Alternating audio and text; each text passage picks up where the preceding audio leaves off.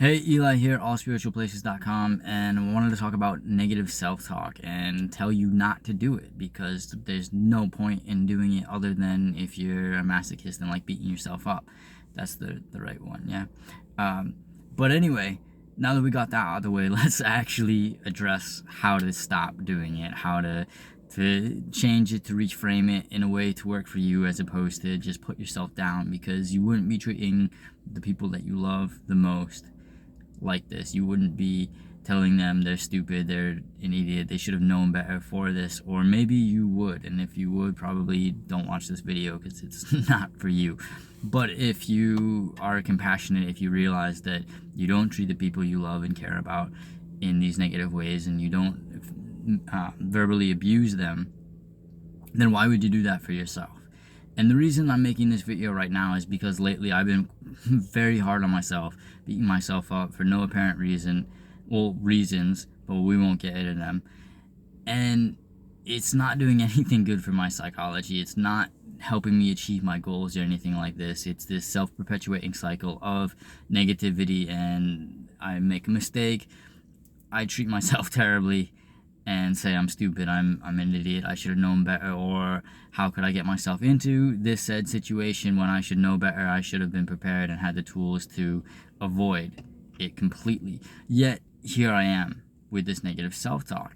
And one of the things that I've been doing to really combat that is when I find myself having this negative self-talk, beating myself up, I try to kind of breathe through it.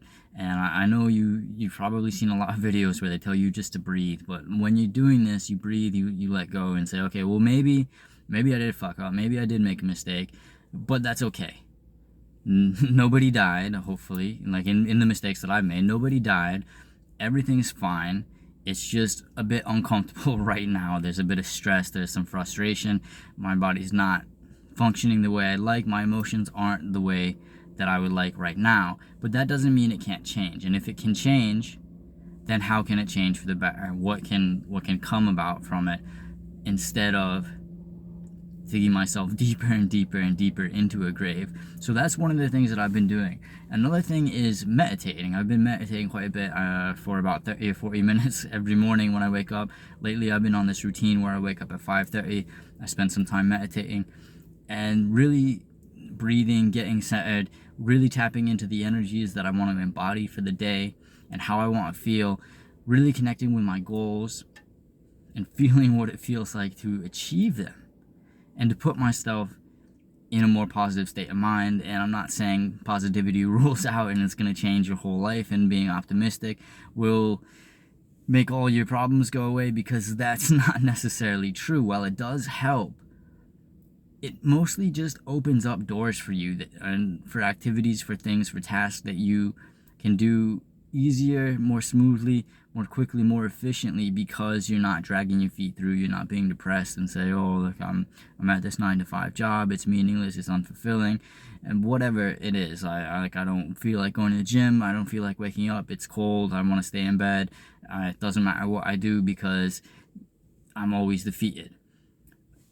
But tapping into your goals, breathing into them, really feeling what it feels like to accomplish them, and to really embody that, changes that whole perspective, and it gives you that little bit of hope that, like, okay, maybe this is possible. And again, that's all we want to do, is maybe this is possible. And if maybe this is possible, what do the possibilities look like? How can that come to be for me?